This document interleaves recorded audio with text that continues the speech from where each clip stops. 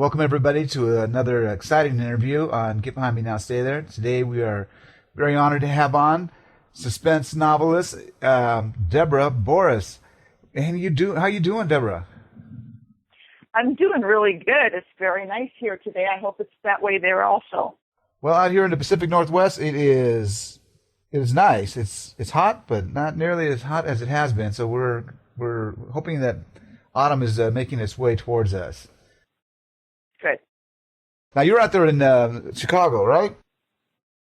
I am, not too far from Chicago, maybe 2 hours away.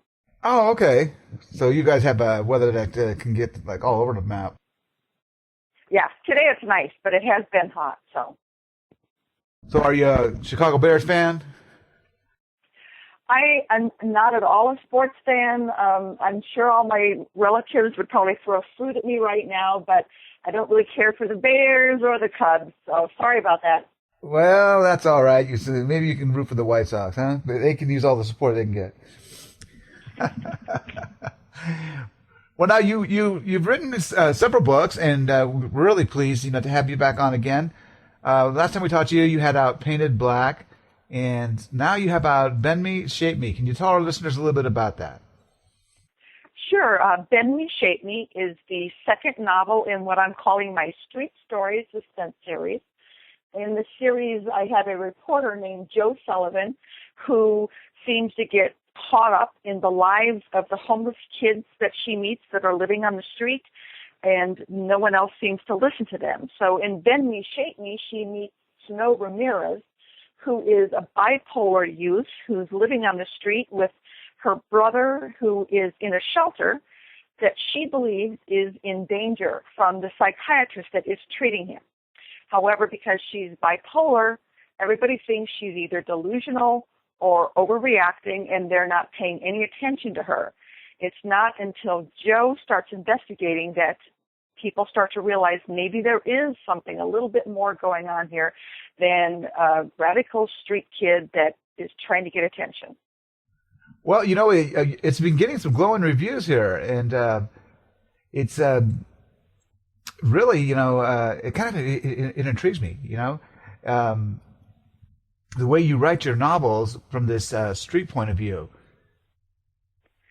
Yes, that's important to me. I used to volunteer with youth on the street in both Seattle and Chicago, and it really struck me that the lives that they have are not being seen by people on an everyday basis. So I wanted to bring a reality to the fiction of my novels and make it as accurate as I could to give people a feel for what it's really like to be one of these kids and to have to deal with the things that they deal with on a regular basis. So maybe when you see somebody standing on the street corner, you're not as quick to pass judgment. You might actually become curious about that person and stop and talk and find out what their story really is rather than imagining all kinds of negative things instead. That's really kind of, for me, kind of coincidental or surreal or whatever terminology you want to use, because I just recently, this weekend, saw the new Woody Allen movie, Blue Jasmine. And one of the main characters, she plays a woman that comes from, she's extreme wealth to nothing, and ends up on the streets, so to speak. And so, like, it's when you say that next time you see somebody, because it really could be anybody. It doesn't mean that you have to be poor, or it can happen to anybody. She, in the movie, she had a breakdown, so that's how she ended up there. But it's every walk of life. Am I correct? Correct. It's like, especially with the economy having been so bad for all these years recently, people don't realize that it could easily be a family out there that's just like yours. It's just that perhaps sickness or mental health or economic circumstances beyond their control have created circumstances where they can't get up and out of it. They're trying, but once you get down there, it's really hard to get back up again. Well, now when you write these novels, where do you come up? I mean, I know where you come up with your ideas, and I would imagine it's kind of loosely based on your experiences, but then your writer's imagination kicks in. And so how do where do you go from there? Well, I do the traditional thing, which writers always do, which is what if. So for the mystery plot, for instance, for this particular book, I read an article I think it was actually someone from the Pacific Northwest that had been planning to sue their psychiatrist because they felt that he had harmed their autistic son. And when they investigated, it turned out that the psychiatrist actually was a mentally ill person himself and was trying to create his own personal army from some of his patients. Wow. And I started thinking, yeah, is it strange? So how could I not look into that? So I started thinking, okay, what if the patient that was being abused that way was not the son of a family that cared for him? What if that child belonged to somebody or belonged to nobody? It was a kid who lived on the street. And so that's how I came up with Snow and Allie, her brother, that no one else is paying any attention to because nobody really cares. So they think everything is fine until Snow starts to create waves. Oh, very, very fascinating. Yeah, you know what's the old saying about the truth is stranger than fiction? Mm-hmm. Yeah. That's what I was thinking when you were saying that about that psychiatrist. So Yeah. Go ahead. So where does it go from here? Are you working on a third book, or are you looking into adapting this for the screen? What kind of things are we looking at? Oh, I would love to adapt it for the screen. If anybody out there listening wants to talk to me about a screenplay, I'd be happy to go into that. But the plans right now, I do plan on working on a third Street Stories novel. I don't have the plot sorted out yet. I do have a character in mind already, and I'm doing some research into that. In the meantime, while I'm figuring out what the main plot's going to be and coming up with that, I am working on a totally different kind of novel just for a change. I'm working on a cozy mystery that I plan to hopefully put out under a pseudonym, simply because it's so much different than my dark street story stuff. But right now, the Street Stories series will continue, and I'm hoping to have another book out in 2014. I just don't have any details yet right now because it's all still in the embryo stage. Okay, and so what's the writing process like for you? Does it take you 6 months to write a book, 6 years? What's that? Walk us through that. I don't know that I could say that I have one particularly because the first book, Painted Black, I was working on that off and on for probably at least 10 years. Wow. Before it actually became published, whereas Then We Shape Me was done in about a year. My plan, however, is to have a book done every year. Just recently I've decided to go full-time with my writing. I've changed my living circumstances so that I'm able to concentrate on my writing as a career and just maybe a little part-time job on the side if I needed a little extra money. So that should allow me to get out a book a year. The process is basically I don't do a lot of plotting ahead of time. I simply have a general idea of where I'm going to go, but I do a lot of in-depth characterization because my characters are the ones that drive the story.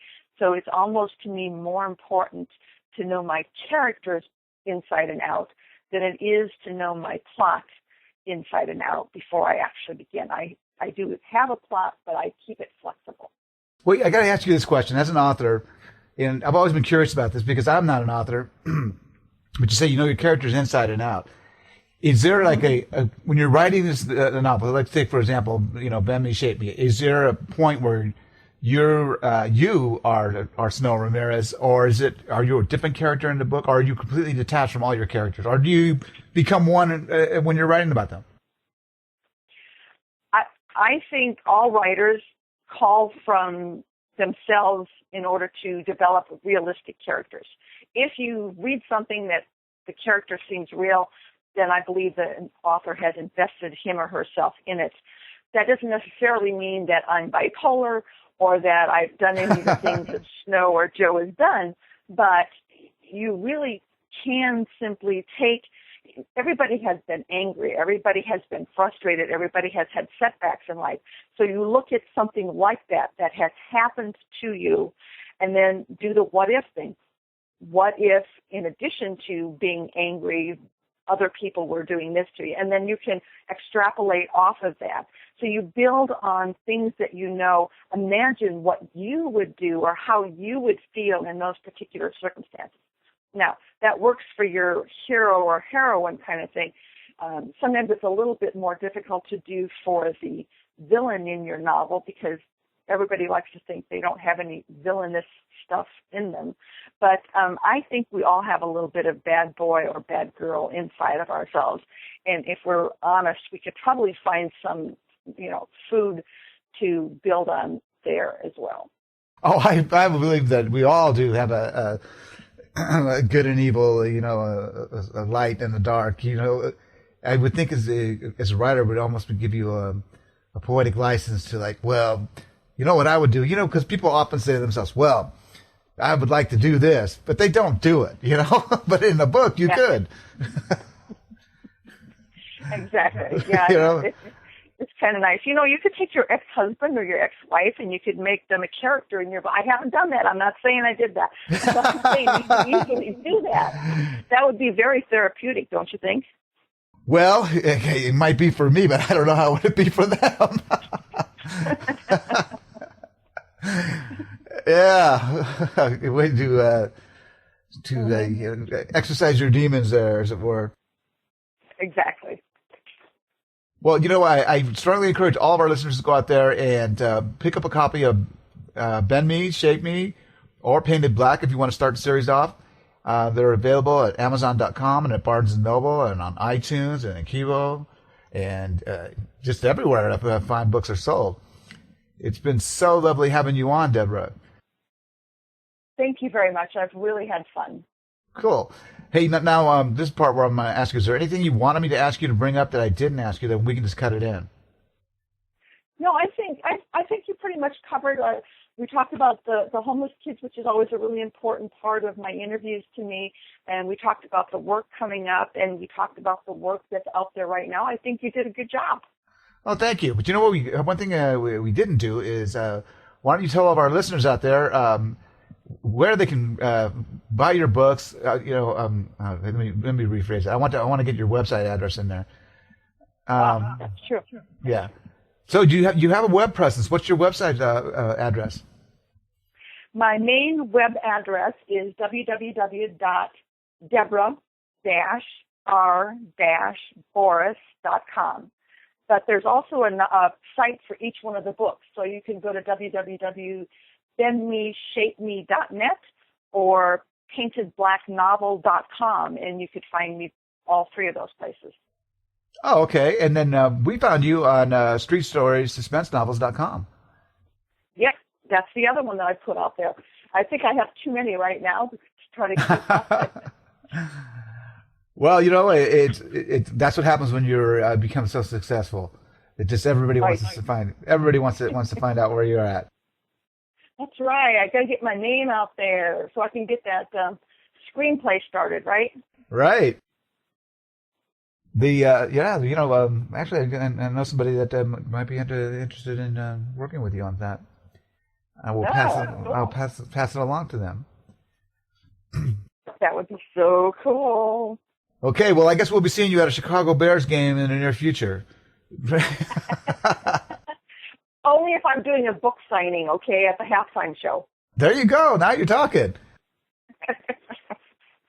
All right, Deb, it's been great talking to you, and we'll talk to you soon. All right, thank you.